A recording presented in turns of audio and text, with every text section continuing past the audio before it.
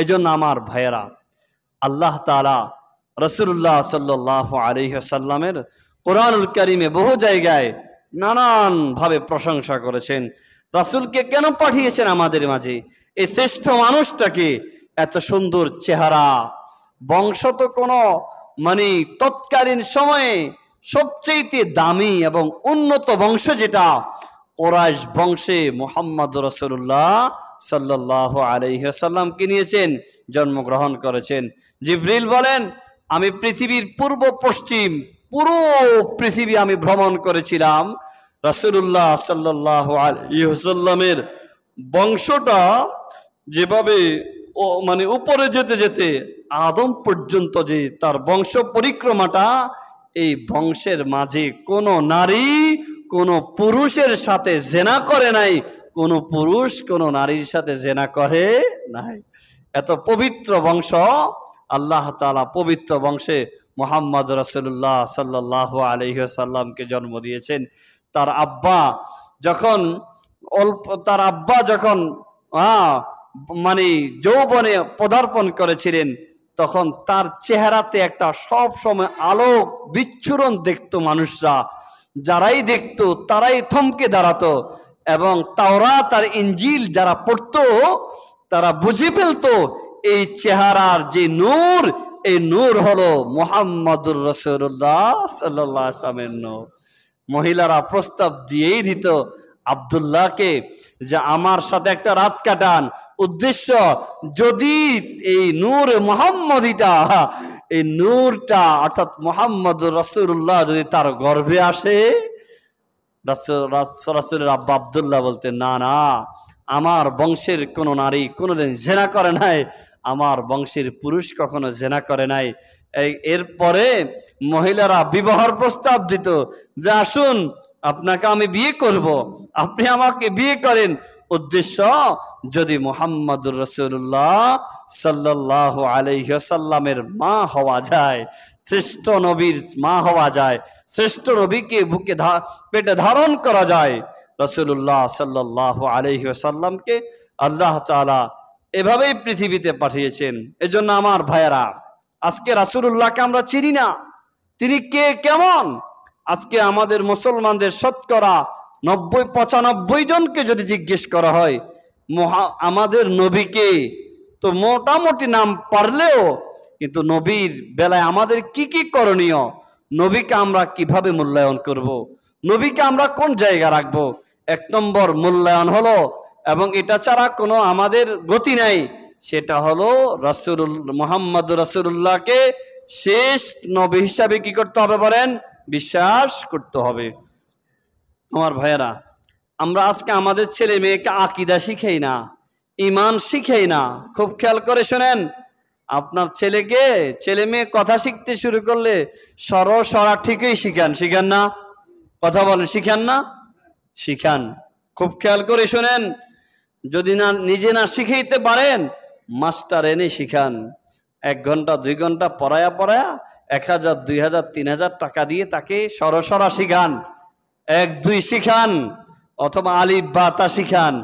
আপনাকে যখন আপনার ছেলে এবং মেয়ে কথা বলতে শিখায়, তখন প্রথম 2টা নাম শিখাতে হবে।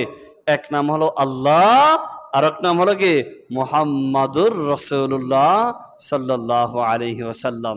এই 2টা শিখাইতে হবে। তার ভিতরে মুহাম্মাদের পরিচয় তুলে ধরতে হবে।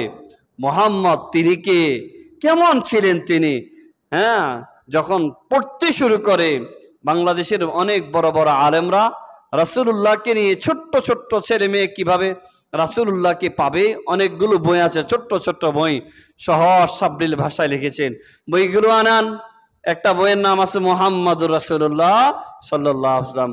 আপনার মেয়ের হাতে তুলে দেন, আপনার ছেলের হাতে তুলে দেন, তাদেরকে শিখান মুহাম্মাদুর রাসূলুল্লাহ কে, তার বাড়ি কোথায়, তিনি আমার কেমন, তাকে আমি কেমন ভালোবাসতে হবে, তিনি কেমন মানুষ ছিলেন, তার স্বভাব চরিত্র কেমন ছিল, তিনি দ্বীনের জন্য, ইসলামের জন্য কি কি করেছেন, আল্লাহর কাছে তার সম্মান, তার মর্যাদা, তার অবস্থান, তিনি কেমন, আমার সন্তানকে আমাকে শিখাতে হবে।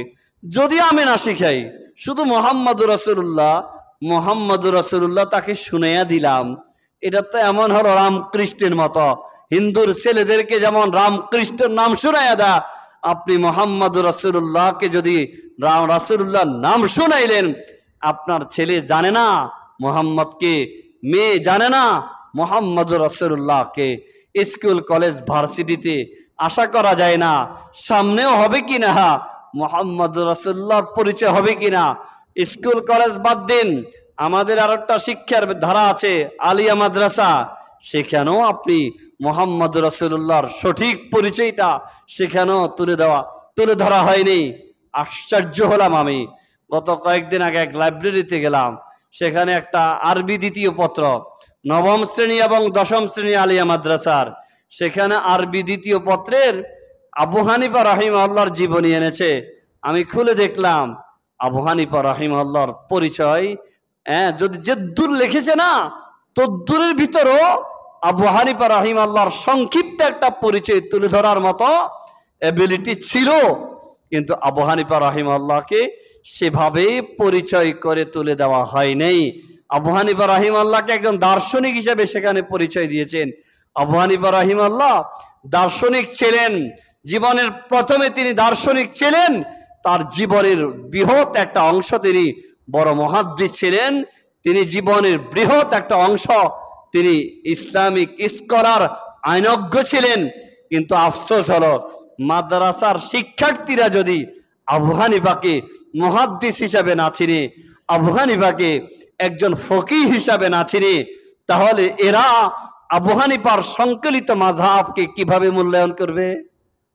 কথা বলেন, মূল্যায়ন করতে পারবে? আবু হানিফা রাহিমাহুল্লাহর মাযহাব দর্শন দিয়ে হয় নাই, আবু হানিফার মাযহাব হাদিস দিয়ে হয়েছে, আবু হানিফার মাযহাব ফিকহ দিয়ে হয়েছে।